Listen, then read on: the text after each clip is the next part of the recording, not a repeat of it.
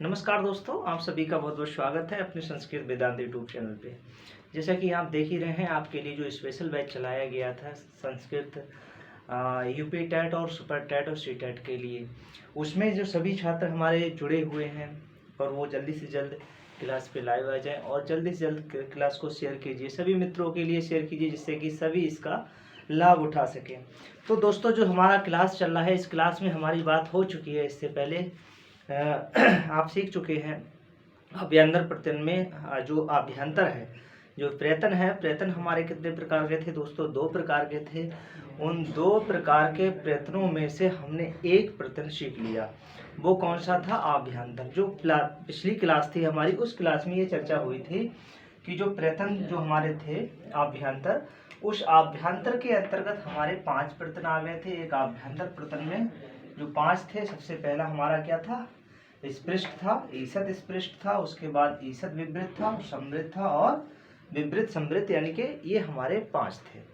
उन 5 के बाद अब हम प्रारंभ करेंगे बाह्य। क्या प्रारंभ करेंगे? जो बाह्य प्रयत्न है। अभी तक जो हमने जो यत्न, जिसे यत्न या प्रयत्न कहते हैं, 2 प्रकार के मतलब होते हैं। नंबर 1 कौन सा होता है? एक अभ्यंतर होता है, नंबर 2 बाह्य होता है। ये प्रश्न यहाँ से बनता भी है, पूछा जाता है कि जो अभ्यंतर हैं, वो अभ्यंतर जो प्रयत्न होते हैं वो कितने प्रकार के होते हैं? तो आपका आंसर क्या होना चाहिए? जो हमारे प्रयत्न होते हैं, जो हमारे प्रयत्न होते हैं वो कितने प्रकार के होते हैं? 2 प्रकार के होते हैं। कितने? 2 प्रकार के होते हैं। ये प्रश्न आपका बनता है। क्या बनता है? कि जो प्रयत्न होते हैं वो कितने प्रकार के होते हैं? हमारे 2 प्रकार के होते हैं। उन 2 प्रकार में हमारा सबसे पहला क्या था? एक तो था हमारा आभ्यंतर और दूसरा था बाह्य। क्या था? बाह्य। आभ्यंतर के हमने 5 भेद पढ़ लिए दोस्तों। उसके बाद हम बाह्य पढ़ेंगे। बाह्य का तात्पर्य हमारा कितना है? यानी कि 11। ये संख्या पूछी जाती है। कहा जाता है कि बताइए दोस्तों, ये पूछा जाता है कि जो आभ्यंतर है, आभ्यंतर प्रत्ययों के कितने भेद होते हैं? तो आभ्यंतर हमने इससे पहले वाली क्लास में आपके लिए पूरा अच्छे से पढ़ाया है। जिन दोस्तों ने अभी तक हमारी पिछली क्लास नहीं देखी है तो वो पिछली क्लास देख सकते हैं। सारी प्लेलिस्ट में हमारी वीडियो पड़ी हुई है, आप वहाँ से कहीं से भी पढ़ सकते हैं। सारी क्रमबद्धता से हमारी क्लासेस लगी हुई हैं। उसके बाद आज जो प्रारंभ होगा वो हमारा बाह्य होगा। अब देखिए दोस्तों, बाह्य क्या होता है? जैसे अभी तक हमने सीखा अंतः वाला, यानी कि आभ्यंतर। तो आभ्यंतर का तात्पर्य कहा गया था कि जो वर्णों की ध्वनि हम मुख के जो विभिन्न भागों से, कंठ ताल आदि से जो उच्चरित करते हैं, तो जो अंदर ही अंदर जो हम उच्चरित करते हैं, अंदर अंदर ही जो चेष्टा करते हैं, प्रयास करते हैं, प्रयत्न करते हैं, वो हमारे क्या थे? आभ्यंतर। भाई, आभ्यंतर का तात्पर्य क्या हुआ? जो अंदर अंदर हो। लेकिन जैसे ही हम बाह्य पे आए तो बाह्य का क्या तात्पर्य हुआ? कि वो वर्ण जो है हमने बाह्य कर दिया, यानी कि उन वर्णों को बाहर निकाला। किन वर्णों को? वे ध्वनियां जो विभिन्न स्थानों से उच्चरित होकर जिन वर्णों को हम बाहर निकाल रहे हैं, वो ध्वनि हमारी किसके अंतर्गत आ गई? बाह्य के अंतर्गत आ गई। अब बाह्य जो है वो बाह्य हमारे कितने प्रकार के हैं? क्वेश्चन यहाँ पे ये था। तो जो बाह्य प्रयत्न है वो हमारे कितने प्रकार के हैं दोस्तों? 11 प्रकार के हैं। तो सबसे पहले हम एक ट्रिक के माध्यम से इन सभी को सीख लेंगे। वो कैसे सीखेंगे? देखिए दोस्तों, जैसे हमने कहा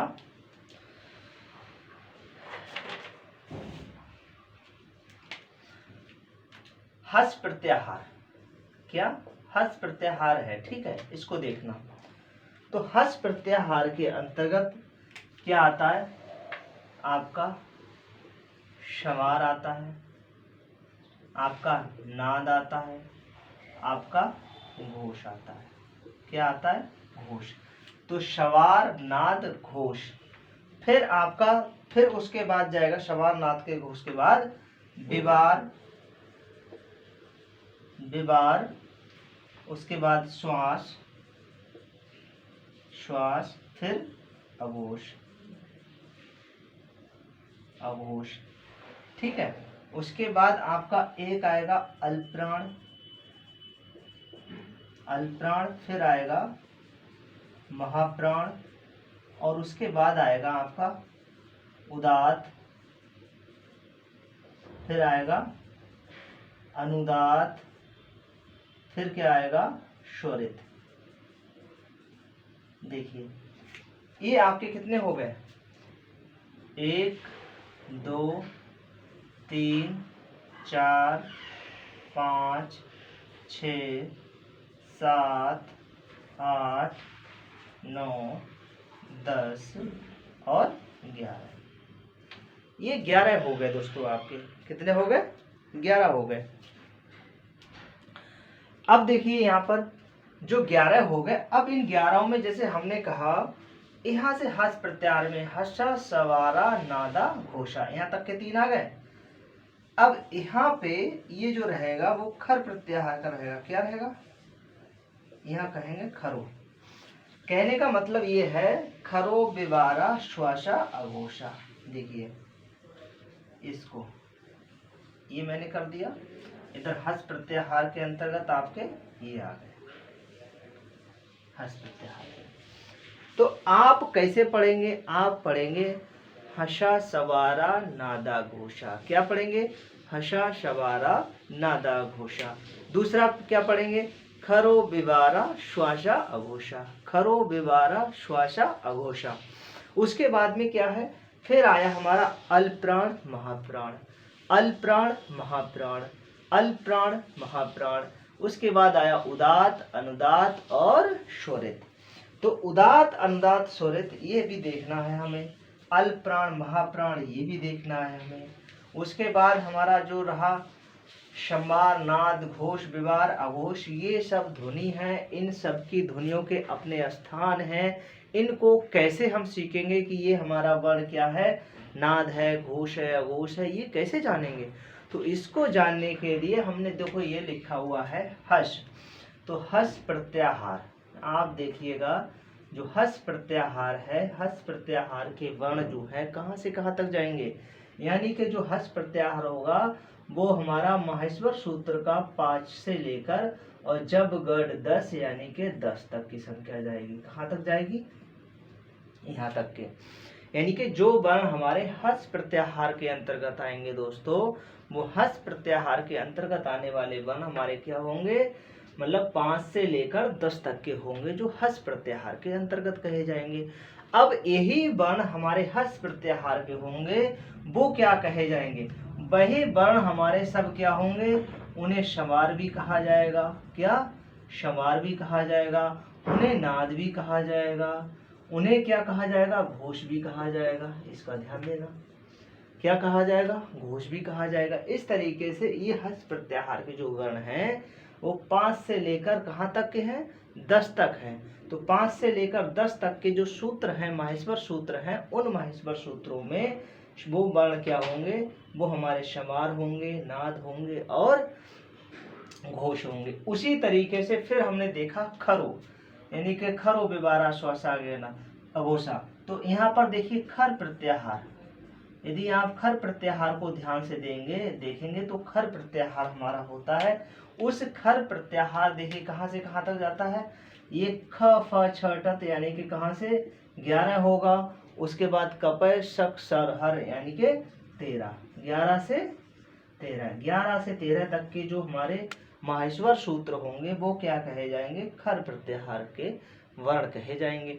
अब इन खर प्रत्याहार के अंतर्गत जो आने वाले वर्ण होंगे वो क्या कहे जाएंगे, वो वह वर्ण आपका क्या कहा जाएगा, वह वर्ण विवार कहा जाएगा। वही वर्ण हमारा क्या कहा जाएगा, श्वास कहा जाएगा। वही वर्ण हमारा क्या कहा जाएगा, अघोष कहा जाएगा। क्या कहा जाएगा, अघोष कहा जाएगा। तो ये रहे हमारे विवार में।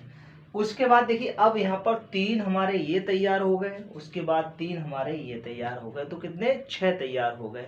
है कितने 11 में अब देखिए 6 तैयार हो गए। अब 2 हमारे और देखिए क्या है, अल्पप्राण और महाप्राण।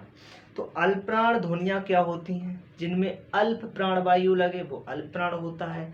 जिसमें कहा महाप्राण, जिसमें अधिक वायु लगे, जो प्राण वायु है जिस वर्णों में अधिक लगती है वो हमारे क्या होते हैं, महाप्राण होते हैं। तो ऐसे में अब देखिए समझिए, यहाँ से थोड़ा सा मैं इरेज करूंगा आपको समझाने के लिए,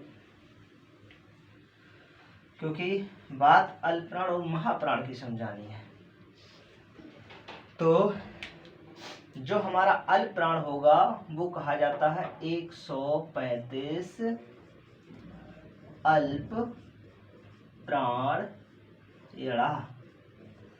अब देखिए ये वर्ण हमारे क्या होंगे, अल्पप्राण कहे जाएंगे। वो कैसे कहे जाएंगे, देखिए यहाँ पर जो 135 लिखा है, जो हमारा वर्ग है, जो हमारे 5 वर्ग हैं, उन पांचों वर्गों में क्या होगा, वर्ग का पहला होगा, वर्ग का तीसरा होगा, वर्ग का पांचवा होगा।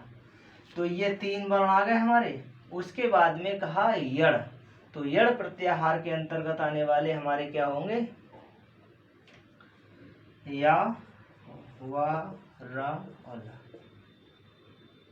ये 4 वर्ण हमारे इसमें आ जाएंगे। ये भी वर्ण हमारे इसी में आ जाते हैं। किसमें, इसमें आ जाएंगे। अब देखिए जब हमारा एक वर्ग है और उस एक वर्ग में कहा गया 135 अल्पप्राण, तो 135 का तात्पर्य है कि उस वर्ग का, जैसे हमारा का वर्ग है, उस का वर्ग में हमने क्या किया कि वर्ग का पहला ले लिया, वर्ग का तीसरा ले लिया और वर्ग का पांचवा ले लिया। साथ में हमने 4 वर्ण और इकट्ठे करे हैं, मतलब कौन से, या, वा, रा, ला। ये भी वर्ण हमारे क्या होते हैं, अल्पप्राण के अंतर्गत आते हैं। तो अब समझिए दोस्तों, जब हमारे वर्ग कितने हैं, 5, तो 5 वर्ग में, 5वें वर्ग में अगर जो 5 वर्ग हैं, पांचों वर्गों में अगर हम देखते हैं कि 3-3 वर्ण एक एक में मिलते हैं, तो 5 वर्गों में कितने हो गए, 5 तिया 15 वर्ण हो गए। कितने वर्ण हो गए, तो हमारे 15 वर्ण हो गए। अब 15 वर्णों में 4 वर्ण हम ये जोड़ देंगे, कितने कर देंगे, 4, तो 15 4 कितने हो गए, 19 वर्ण। ये 19 वर्ण जो आते हैं वो हमारे क्या कहे जाते हैं, वो हमारे अल्पप्राण कहे जाते हैं, वो हमारे अल्पप्राण कहे जाते हैं। इतना समझ गए होंगे, मैं आशा करता हूं कि आप बहुत अच्छे से समझ भी रहे होंगे। जिन मित्रों की अगर क्वालिटी कम आ रही हो तो वो अपनी क्वालिटी को बढ़ा लें, 360 पे कर लें। यदि और भी अच्छा डाटा आपके पास में है तो और भी क्वालिटी बढ़ा लें, जिससे कि आपको स्पष्ट दिखाई दे। तो यहाँ पर जो बात आई कि अल्पप्राण की, तो अल्पप्राण, हमारे अल्पप्राणों की संख्या कितनी हो गई दोस्तों, आपकी 19 हो गई। 19 कैसे हुई कि वर्ग का पहला, तीसरा और पांचवा। तो वर्ग कितने हैं, 5, एक वर्ग में 3 है, तो 5 तिया 15, 15 वर्ण वो हो गए। दूसरा हमने कहा 4 वर्ण हमारे और होंगे, वो कौन से होंगे, यड़ वाले। तो यड़ वाले जो हमारे 4 वर्ण होंगे, या, वा, रा, ला, तो 4 हमने ये भी ऐड कर दिए, तो 15 4 19 वर्ण हमारे यहाँ पर बन गए। अब एक और बन गया आपका कौन सा, अल्पप्राण वाला। अब अल्पप्राण के बाद उसी तरीके से हम महाप्राण को देखेंगे। तो महाप्राण में क्या होता है, 24 शल महाप्राण। अब देखिए 24 शल, अब हमने देखा 24, तो वर्ग का कौन सा है, वर्ग जो हमारे हैं, वर्ग कितने हैं, 5 हमारे वर्ग हैं, ठीक है, 5 वर्ग हैं। अब 5 वर्गों में हमारा पहले वर्ग का, जैसे एक वर्ग है, जैसे का वर्ग है, का वर्ग में देखा हमने, का वर्ग में देखा हमने वर्ग का दूसरा, वर्ग का और चौथा, ठीक है। तो वर्ग का दूसरा और वर्ग का चौथा, वर्ग का दूसरा, वर्ग का चौथा, ये वर्ण हमारा क्या होता है, महाप्राण होता है। इसकी ध्वनि के लिए हमें जो प्राण वायु है वो बहुत अधिक लगानी पड़ती है। जैसे हमने कहा का, तो का कहने में हमारी जो ध्वनि है वो थोड़ी कम है, उसी को कहेंगे का के बाद कहेंगे खा, तो खा कहने के लिए हमारी प्राण वायु अधिक लग रही है, इसलिए इसे इसका क्या कहा गया, महाप्राण कहा गया। तो अब देखिए एक वर्ग में कितने आ रहे हैं, 2 आ रहे हैं, तो वर्ग कितने हैं हमारे 5, तो पांचों वर्ग में अगर 2-2 वर्ण लगाएंगे तो कितने हो गए, 10 हो गए। उसके बाद में देखिए शल प्रत्याहार है। अब शल प्रत्याहार हमारा कहाँ से कहाँ तक जाएगा, देखिए शल प्रत्याहार के लिए जैसे हमने कहा कि शल प्रत्याहार आपको करना है, यहाँ पर शल तो शल में क्या होगा आपका श, ख, स, र और ह और ल। देखिए ये दो आ गए हमारे। इन दो में देखिए यहाँ नहीं करते हैं, हलंत ना करेंगे क्योंकि बना रहे हैं आप मतलब माहेश्वर सूत्र को देखते हुए। तो अब देखिए यहाँ पर सल के अंतर्गत 1, 2, 3 और 4, ये 4 वर्ण हमारे यहाँ पर आ गए क्योंकि अंतिम वर्ण को हमने छोड़ दिया है। ठीक है, तो प्रत्याहार हमने कैसे बनाया, प्रथम वर्ण ले लिया और अंतिम वर्ण ले लिया। तो ये देख के हमने शल प्रत्याहार बना लिया। अब शल प्रत्याहार बना लिया तो शल के अंतर्गत आने वाले कितने वर्ण हो गए, 4 वर्ण हो गए। तो शल यानी कि 10 ये हो गए और 4 ये शल हो गए। तो ये 10 और 4 कितने हो गए, 14। तो ये 14 वर्ण जो हो गए वो क्या कहलाए दोस्तों, वो 14 वर्ण हमारे महाप्राण कहलाए। क्या कहलाए, महाप्राण कहलाए। ठीक है, तो आज के लिए बस इतना ही रखते हैं। नेक्स्ट वीडियो में हम फिर मिलते हैं दोस्तों, क्योंकि आपके लिए अभी इसमें और हमारी ध्वनि है वो भी हमें बताना है। एक क्लास में नहीं होगा, एक अगला हमें क्लास और बनाना पड़ेगा जिसमें हमारा पूरा क्लियर हो जाएगा अभ्यंतर प्रथम। तो ठीक है, बहुत बहुत धन्यवाद जो आप हमारे साथ जुड़े रहे शुरू से लेकर अंत तक। आज की बस क्लास यहीं रोकते हैं, नेक्स्ट क्लास में फिर मिलते हैं। नमः संस्कृत।